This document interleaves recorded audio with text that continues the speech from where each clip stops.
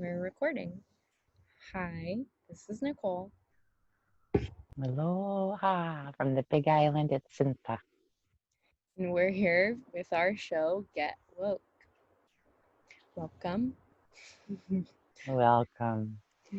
So we thought we would start with a grounding. So just right wherever you are, unless you're driving, just close your eyes and settle into your seat. Feel your spine. Feel your connection to what's connecting you. Big breath.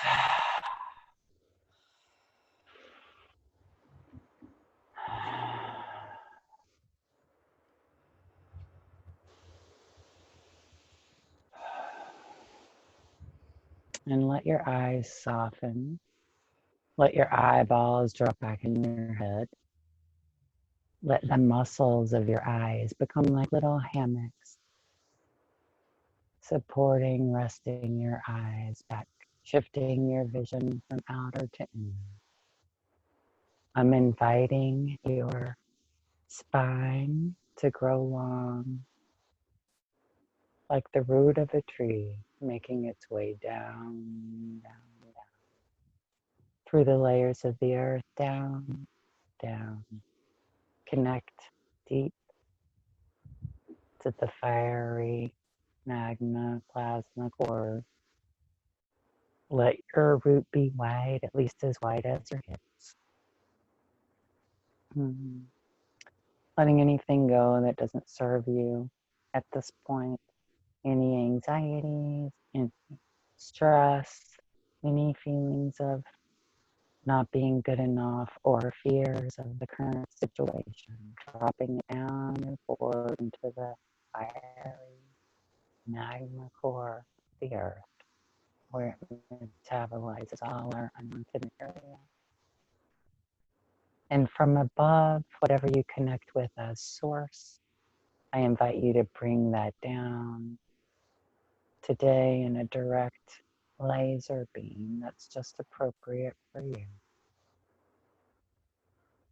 firing you up in the just right way for you, with life energy, with knowing.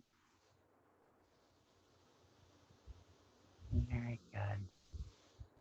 Just in feeling that connection down to the earth, feeling that bright laser source connection from above.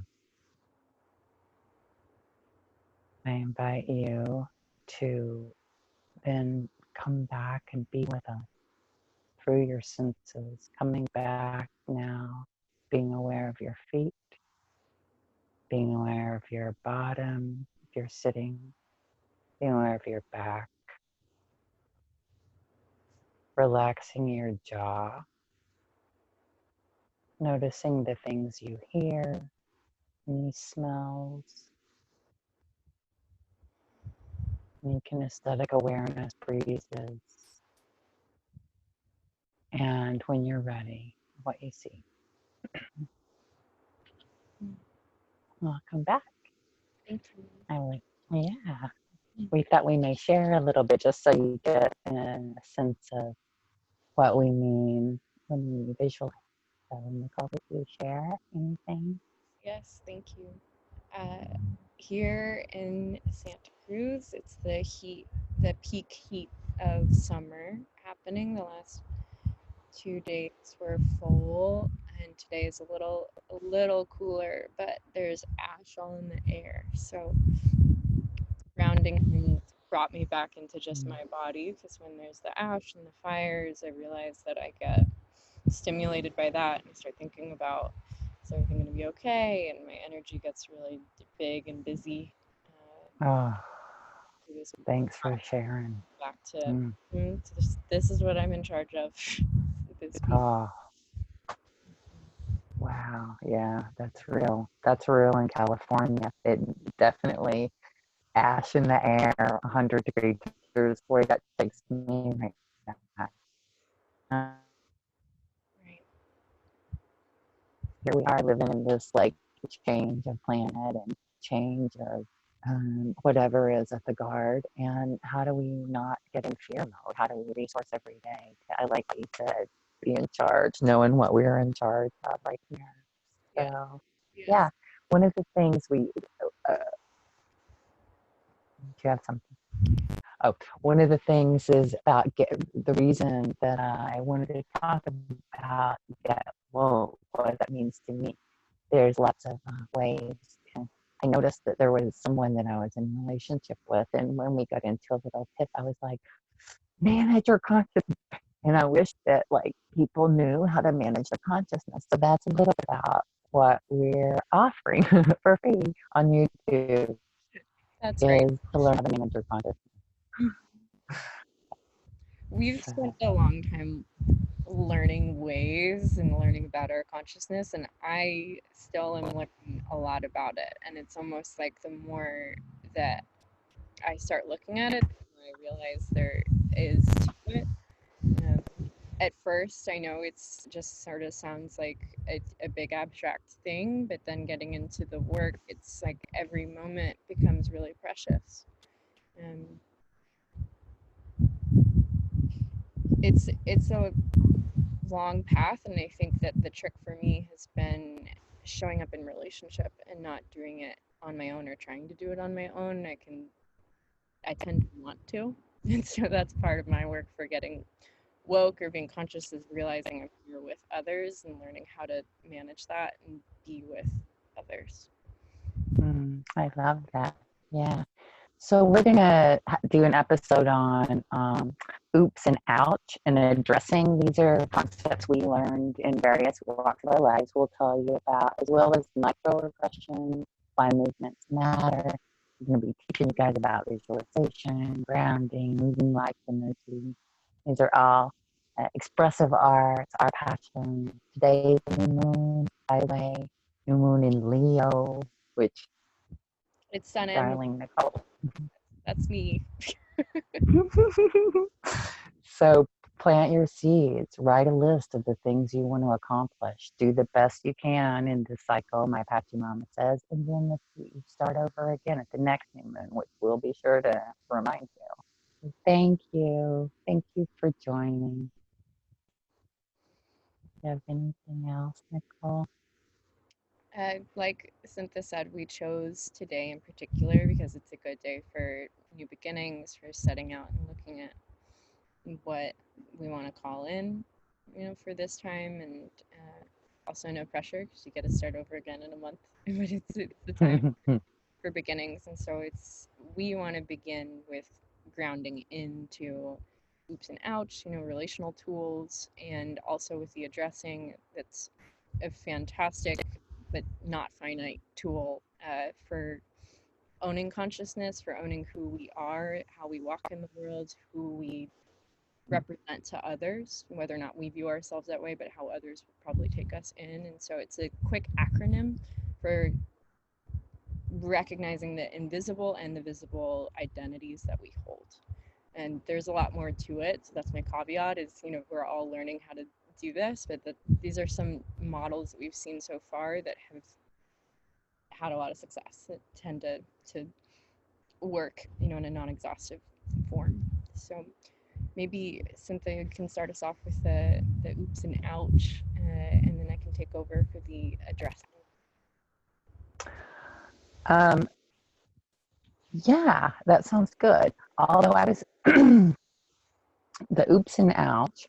I'll just give you a brief. I don't. The reason I'm stumbling for a moment is I can't resource it right now. I can't tell you who it came from, but I can tell you where I learned it. It's in a diversity training in the Human Awareness Institute, and a person came in to help us learn as interns. And I can't remember what we were called, but we were part of the people that held the frame for people. And oops and ouch. So when you're around in a conversation and someone says something that causes, like, you have a reaction to it, it's a way you can address it immediately. Oops. Uh, you can tell them the concept that, you know, or ouch, right? Like if you say something, you're the oops. Like, if I said, like, the other day, I feel like this was a little tiny slip. I said like a lot of Asian people eat their okra steamed. Like that's a little tiny, not necessarily. And Southern people eat their okra fried, right? It's not like judgment, but that's not true. So that and that might have been a place where I said, "Oops," like yeah.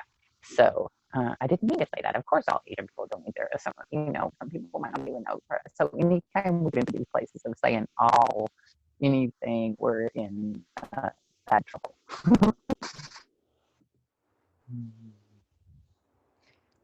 That's real. It's very real. It is. And I think it's tempting, and there's lots of reasons why we might want to say something like that. But for stepping into consciousness, it's recognizing what that sounds like to someone else, and what are you really trying to say? Is there another way to say what you're trying to say? It sounds like you recognize that's my conditioning, and that's actually what I mean. Oops. Yeah. Right. Yeah. And the better we get at in the moment using these tools, I just feel like we can speak more real, it can be real. Yes.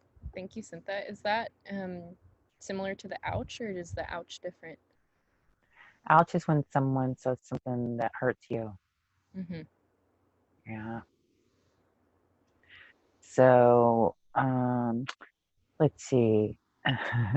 Being a retired psychotherapist, a lot of times I'm not available for deep processing of people's wounds. Like I did that for over 20 years and I feel maxed out, especially because I'm in a different phase of life. So if I'm just like in my own thing and somebody walks me with like a childhood wound, I'm not ready for it. Like I'm not ready to hear traumas of people in my daily life. Like it's too much, right? So I have choices. Do I like tune out, ignore them in the conversation, walk away? Do I get mad? Or do I say, ouch, right? Like, no, right? Try to describe your experience. So everyone's different. Like, somebody might really want to go towards that, but for me, I don't want to hear this trauma. Not now.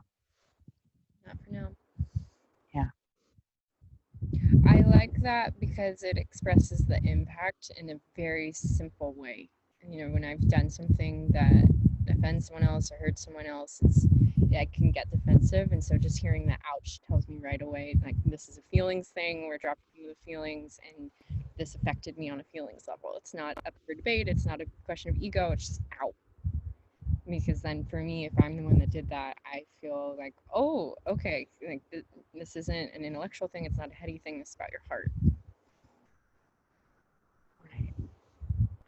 You said something important. Feelings, they're not up for debate, right? We didn't really plan to talk to Gaslight, but I just want to reiterate, feelings are not up for debate. Like they're not to run the show of everyone, and it's no one's responsibility but your own. Their information, it's our compass, our inner compass. When you have a lot of feelings, the best thing you can do is go be with yourself, be with those feelings, write it down, see what all is emoting, inner emotion has to tell you, right? And it's a good idea not to engage in others when you've got all that going on because you're not really clear. That's when you do impact others in these big ways. Mm-hmm. Mm-hmm. Yes, thank you.